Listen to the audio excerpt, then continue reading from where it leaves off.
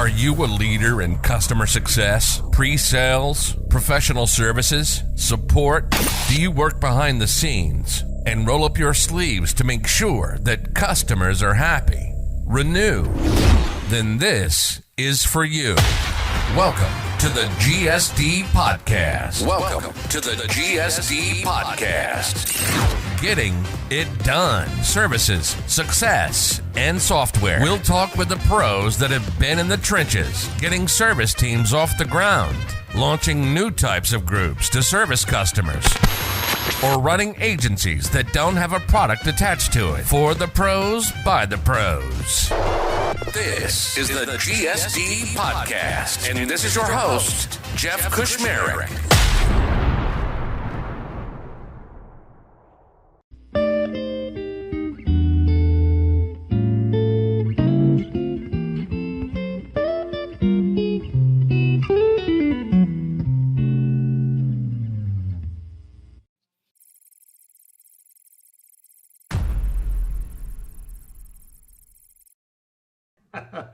So we're going to get going here. Leslie, thanks so much for joining me today.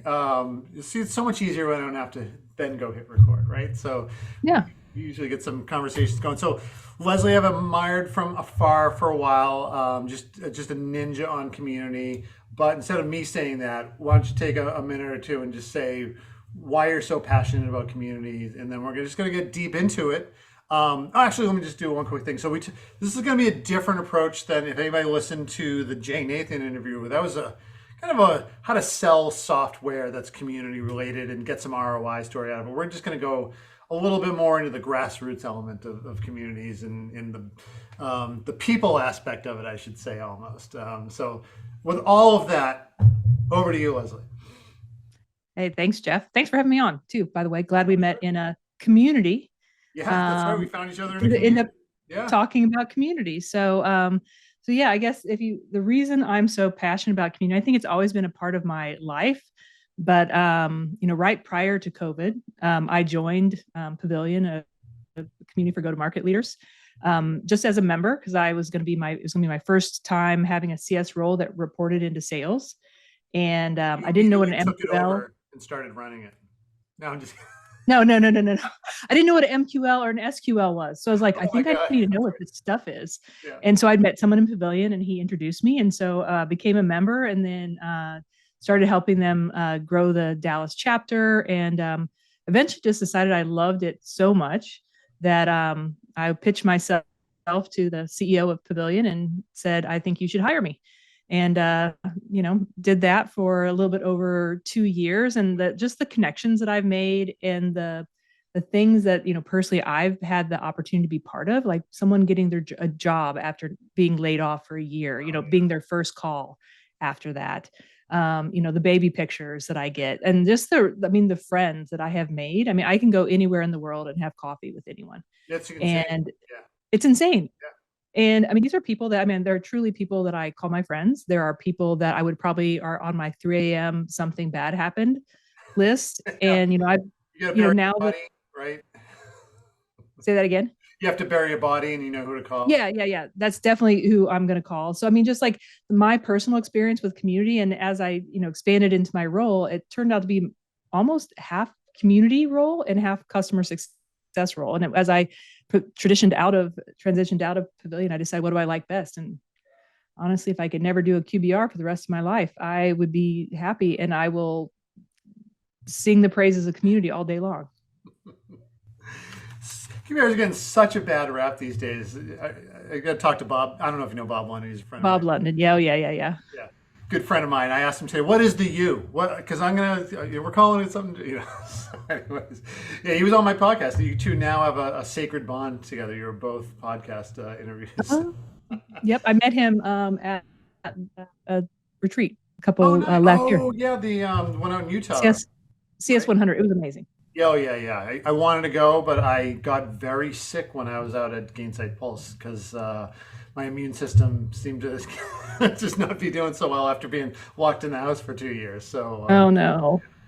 But you're so right on being able to go anywhere and everything with just a community. We'll use Pavilion as an example. We had our Boston meetup last week, and it was fantastic, right? And you meet so many people, and it was great. Yeah, absolutely. So let's talk about creating communities, right? And this is now you've moved into this is what you do, right? People pull you in and they say, how do we create a community, right? And what are some things that you say, well, before we get into that, we have to absolutely make sure it's this, right? And instead of just like being some, hey, we're doing community, stamp the stamp on it and things like that, right?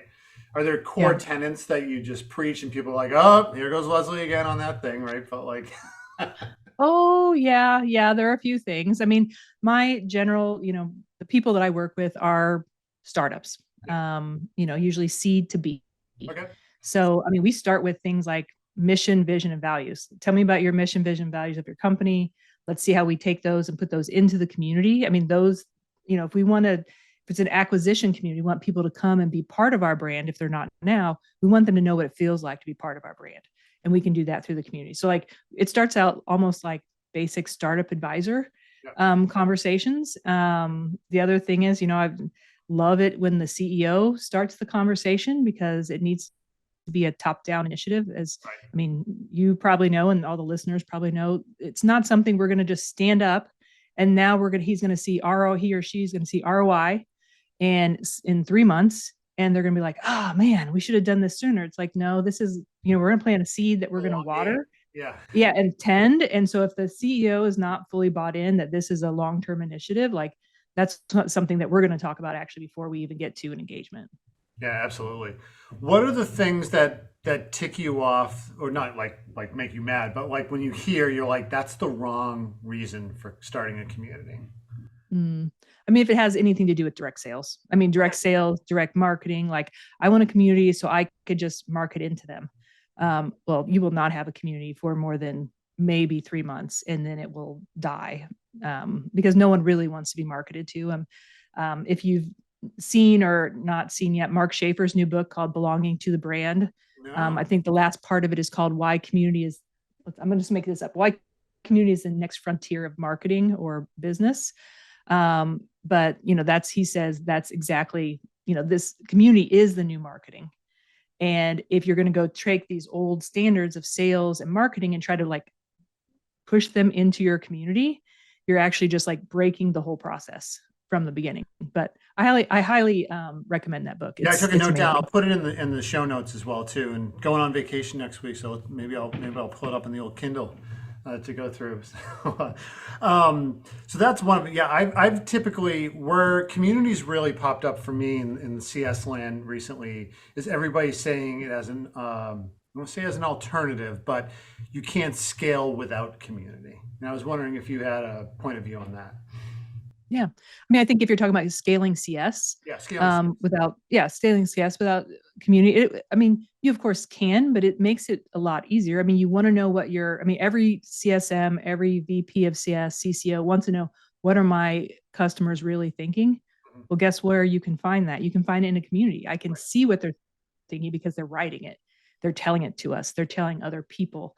So you can get a really good gauge for, the tenor of how your product is working. And, a really good community manager can take all those insights and, push it to the right departments so that they're able to make much better decisions. Product can be in there. So if you imagine like your CSM and your product leaders are in there, and then you've been telling them that something's buggy, but now they're hearing it from the clients, like, whoa. I know, exactly. Like, look, they're actually talking about it in here about how shaky this is right now. Maybe you should go do something about that instead of building the next 10 dream features that you want, right? Yep, 100%. Yeah.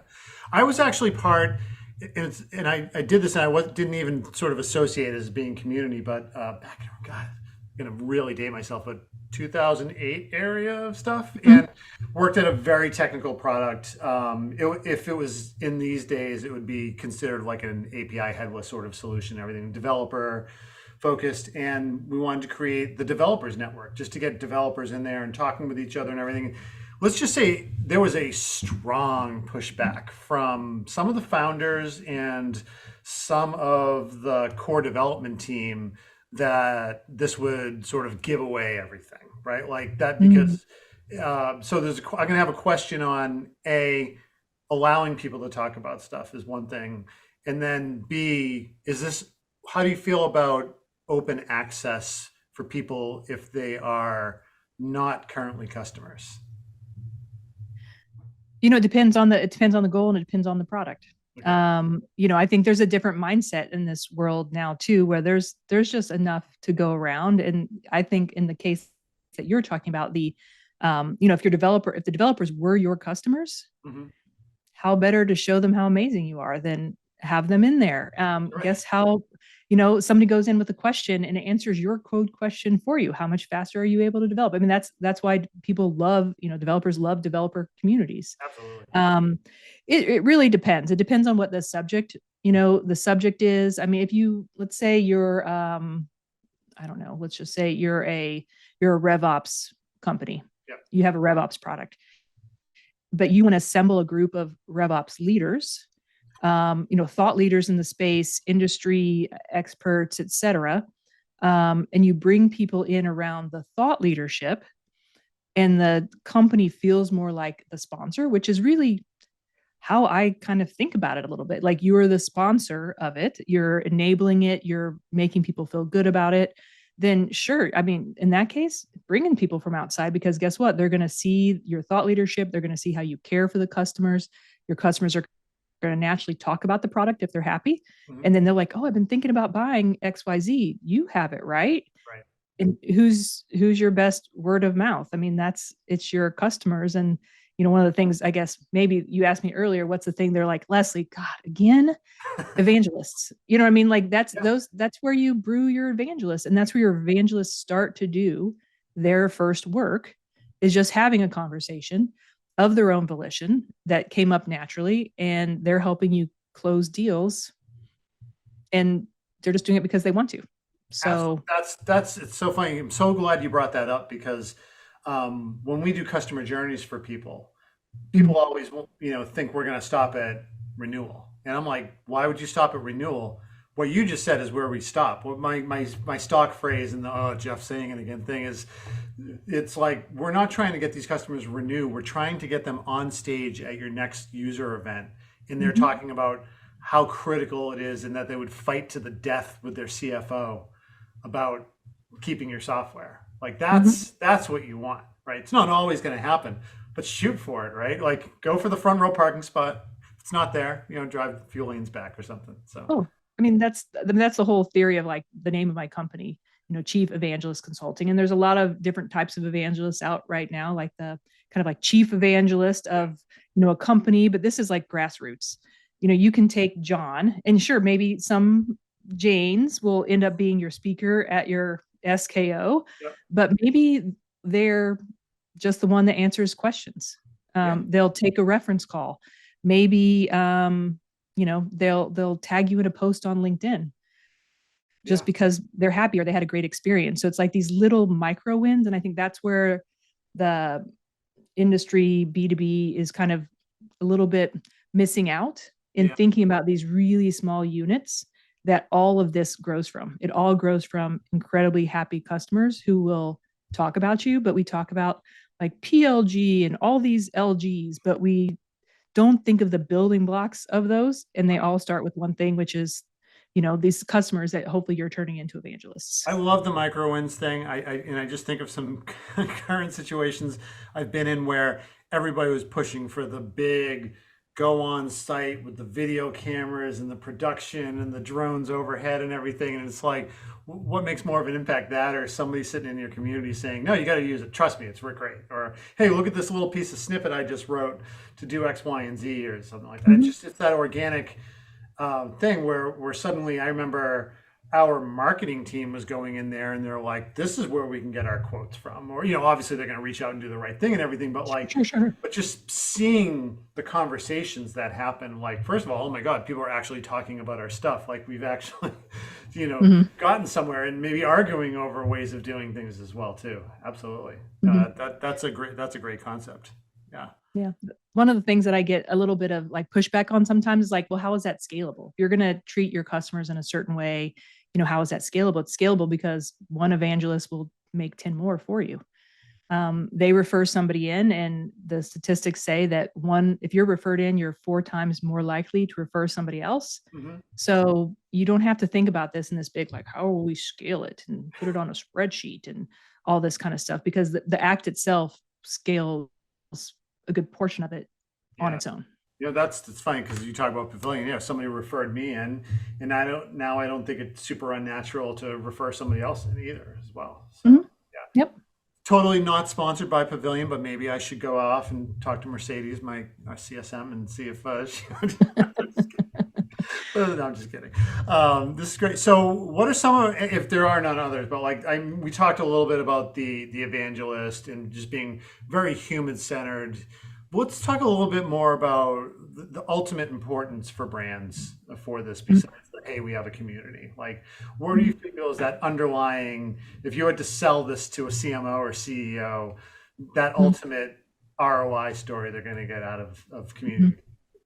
Yeah. I mean, again, going back to that book that I talked about, and I think I've heard lots of people talk about this on LinkedIn, that like the standard marketing channels aren't working the way they used to work. Right. I'm not going to consume ads the way I used to consume. I'm not going to, read your emails that you send me. And so it has to evolve into something else. And word of mouth marketing, it really just goes back to like, we're really just new as old. Yeah. This is the same marketing. as.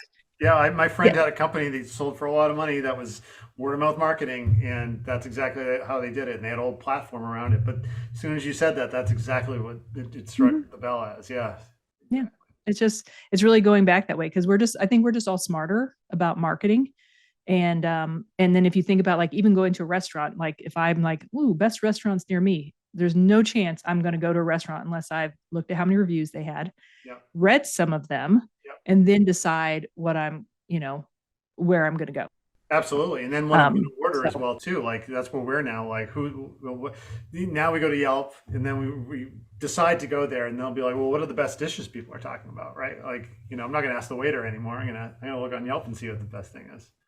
You could probably ask Chat GTP. They would probably tell you now. Yeah, that's a good point.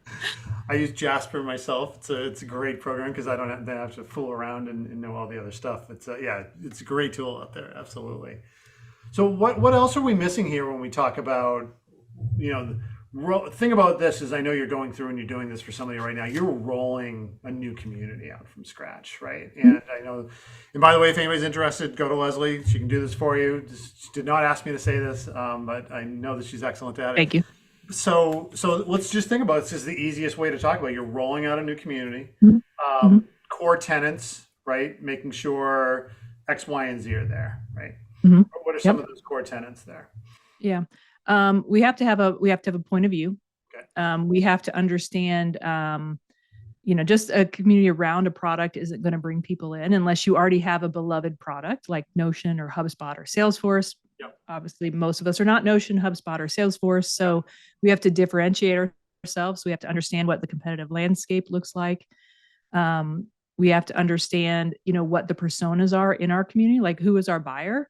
Like you said earlier, you talked about a developer community. I'm not going to offer a developer, most likely, a spot on my podcast, a thing on stage, like those things aren't as valuable. Maybe the same with a CFO, like a FP&A person. Yeah. Whereas, goodness gracious, when I was at Pavilion, I know how to push all you revenue people's buttons. I mean, I give you a stage. I call you out on a LinkedIn message. I thank you in a public channel. I give you a chance to be on a panel, and you all are like, "Oh, Leslie, you're amazing." These people have high egos and need to be stroked.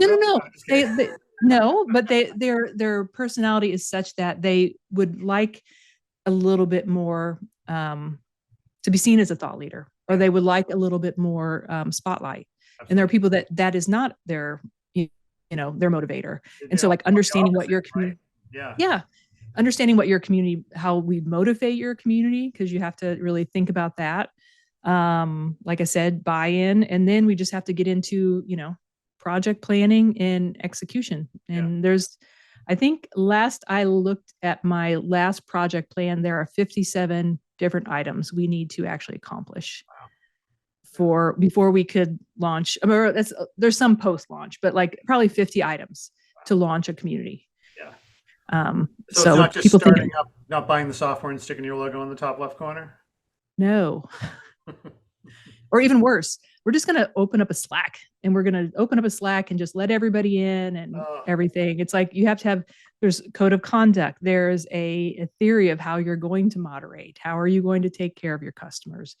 There's just so many things that you have to decide before you could even open the doors. And then you're going to open doors on a soft launch, folks, not a full launch. Great point right there as well. Yes, I've failed launching a community too. I was wanted a quick little thing out there for professional services people to talk without all the CS people jumping in on it. Like we just wanted our own little area and didn't do it the right way. I still have high hopes, still in the Slack channel. So as soon as you said Slack channel, I was like, oh, so we'll talk about that maybe offline someday. But again, didn't want any monetary or anything out there. It was just sort of like, hey, we just need a place to talk. Exactly. Yeah.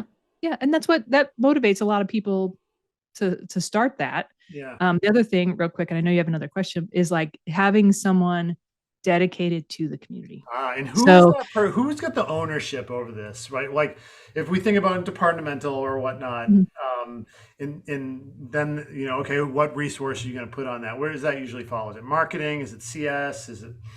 Well, it depends on the community. So there are different, let's say it's called the spaces model. There are, 6 different types of communities. So support, product, acquisition, C is content, E is engagement, and then the last S is success.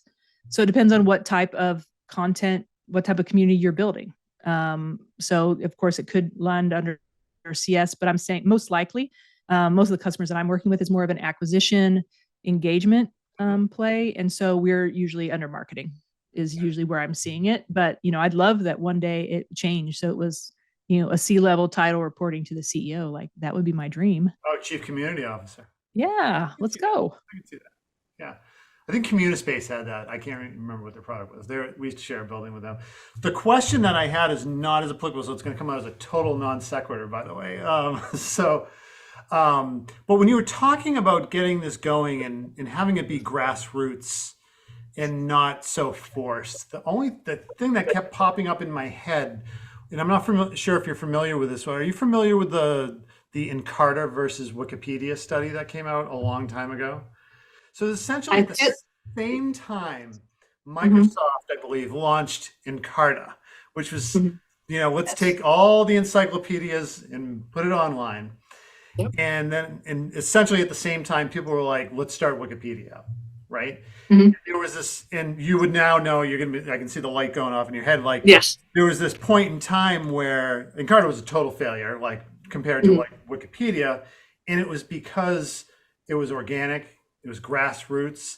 People felt like they just wanted to contribute. They weren't getting money out of contributing to Wikipedia. But suddenly some people see it as a badge of honor that they've created X amount of articles and things like that. So I have that's a data point. I'd love to hear your sort of, so talk about that for a little bit.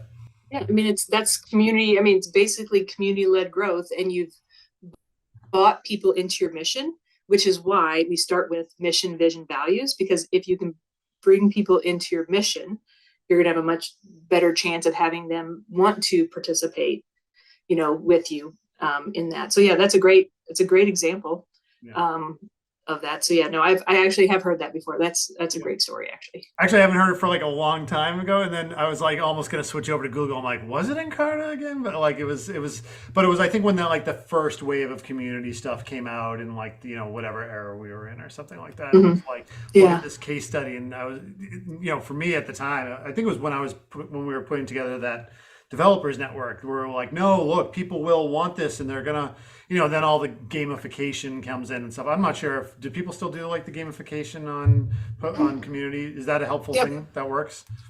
I think so. I've not done anything with gamification just yet. I mean, I think it's interesting you brought that up because I was just finished reading Drive by I remember. I wrote it too. I can't remember. Daniel Pink. Yes. Dan Pink.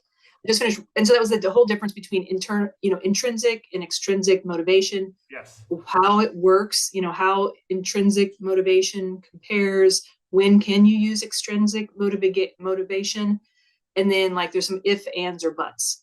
And I guess for a lot of what we're talking about, it's not prime for extrinsic motivation. Like I'm not doing a repetitive task over and over again that's going to get me, that's going to take me past the monotony, because we're talking about a lot of right brain thinking and a lot of creativity, and extrinsic does not work on that as well. And he cites lots of interesting studies in there and actually how it diminishes motivation when you do that. So I think, I don't know. I don't know that I've experienced enough to make a solid judgment on my thoughts, but that definitely made me think about, how do you motivate people to do these things? And like you said, the people at Wikipedia, they do it because they want to, and they do excellent work because they want to, not because someone's giving them a token or a star or $1. So yeah, no, we're all different people, but I hate gamification.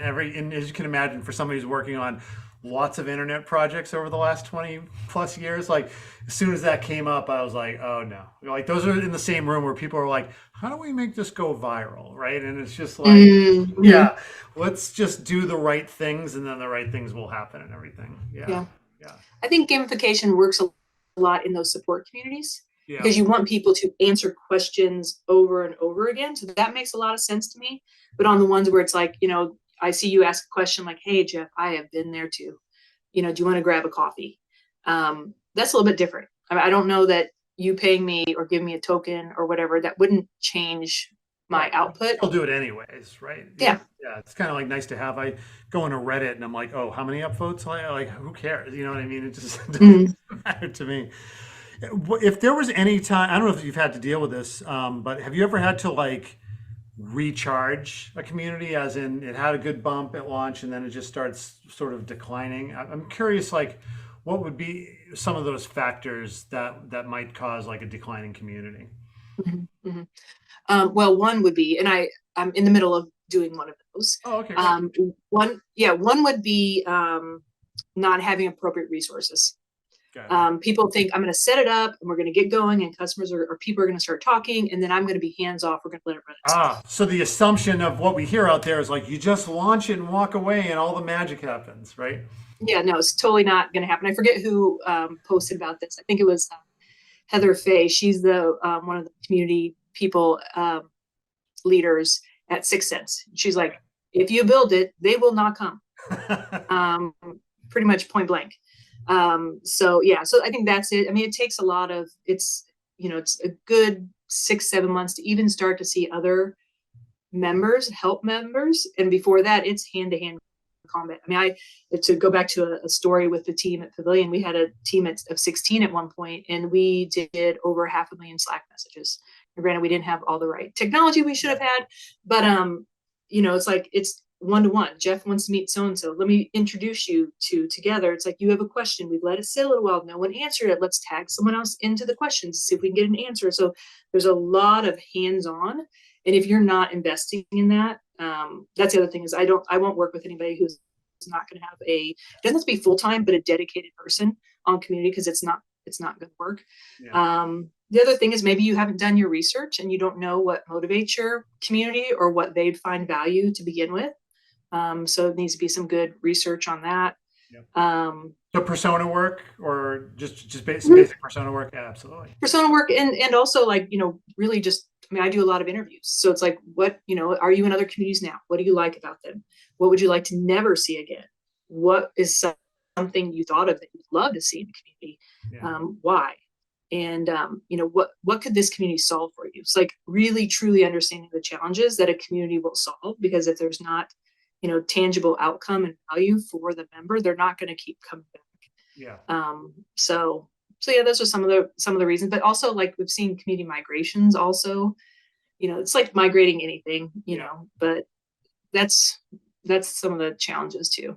I had this question that I was going to ask, but then I saw something in your eyes when you were talking, so I kind of think I know the answer. But let's see if I'm right. And I was going to say, when do you get that smile that you know things are going right? And I think I heard you say, I saw your look when you said when the first instance of community people helping each other was. Mhm. Yep. Yep. Community people helping each other, or one of the communities that is already launched that I work with in Canada, and it's for international founders moving to Canada and having them send a success story or post on LinkedIn and tag the company. I mean, that's huge for them to feel like that company is part of their journey. So like you start to see that little spark of emotional connection, Yeah. and it's like, you got it. Yeah. That's what to me, that's what I'm looking for. Yeah. Is LinkedIn a community?